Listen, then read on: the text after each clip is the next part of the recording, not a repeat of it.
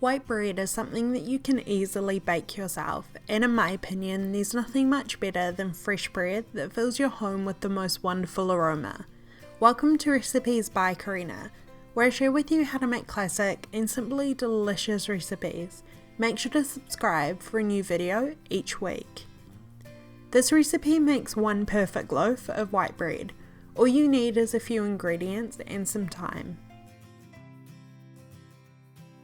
To get started on this recipe, we're going to wake up the yeast. This recipe uses activated dry yeast. You could use instant yeast or fresh yeast if that is what you have on hand. Look up the conversions online and it will tell you exactly how much to use. Add 1.5 teaspoons of yeast to a small bowl. This works out to be about 5 to 6 grams or 3/4 of a packet of yeast. To the yeast, we're going to add 3/4 cup or 190 ml of warm water. Add about half a teaspoon of white sugar to the bowl and give it a good mix. Set to the side while the yeast activates. Active dry yeast is a living thing that lies dormant, so what we're doing here is waking it up and giving it some food so it starts to produce gas, which in turn will rise your bread. You'll notice I give the recipe amounts in metric and imperial, cups and grams, so no matter where you live in the world, this recipe should be easy enough to follow. If you would like the full recipe for this white bread, it will be on my website, as well as the measurements in the description box below. While the yeast is activating, this will take about 10 to 15 minutes. Measure out the dry ingredients. I'm going to be making this recipe in my KitchenAid. However, I've made it countless times by hand as well as in a bread maker, and every way turns out perfect. You can easily use a machine if you've got one, but if you don't, all you need is a large bowl. Measure out 2.5 cups or 300 grams of high grade, strong or bread flour. These are all the same ingredient, just different names. We need this type of flour instead of all-purpose as it contains much more protein, which develops the gluten in the bread. Gluten is very important here as it's what gives the bread structure and its unique texture. Add a teaspoon of salt for flavour as well as the other half teaspoon of sugar. Check your yeast and when it's foamed up something like this, it's ready to be used. If by chance it hasn't, a couple of reasons why could be that the yeast is out of date, or your water is too hot, which will kill the yeast, or the water may be too cool. Pour it into the bowl with your dry ingredients and begin to mix your dough on a low speed with the dough attachment. If you're doing this by hand, use a wooden spoon and mix the ingredients together. Once your dough has started to form, you can add the butter.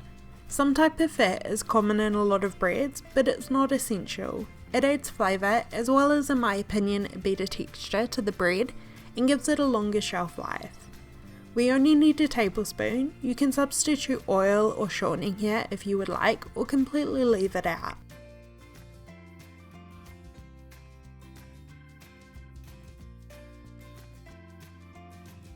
If you are making this by hand, once you've formed a dough, tip it out on a clean and floured surface and begin to knead. There are a few different techniques when it comes to kneading, but essentially what you are trying to do is pull the dough and fold it over itself. Give it a try and you'll pretty quickly find your natural rhythm. The dough needs to be kneaded for about 10 minutes. That's just a guideline. You'll pretty quickly be able to tell when it's ready. As we knead the dough, the proteins are kind of being wrapped around each other, creating gluten, which allows the dough to be super stretchy, smooth and strong. You'll know your dough is ready when it becomes smooth to the touch, and also when you press the centre, it springs back. Also a quick note on the stickiness of dough. For this recipe you want your dough to be sticky, but not stick to your fingers. It should feel tacky when you press it, but it shouldn't be making a huge mess everywhere.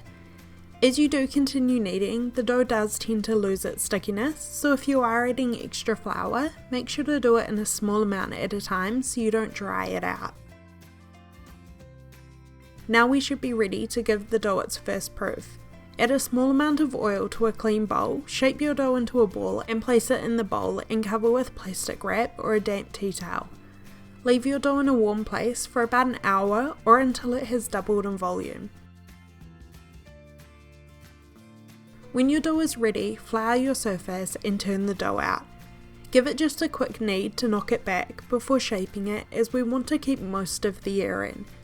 You want to shape it into a ball, then kind of press the sides so it turns into more of a log shape. Try to make sure the top stays completely smooth, as this will give you the best finish once it has baked. Place your dough into a greased loaf tin. I'm using a 7-inch or 18cm loaf pan here, which I find to be the perfect size.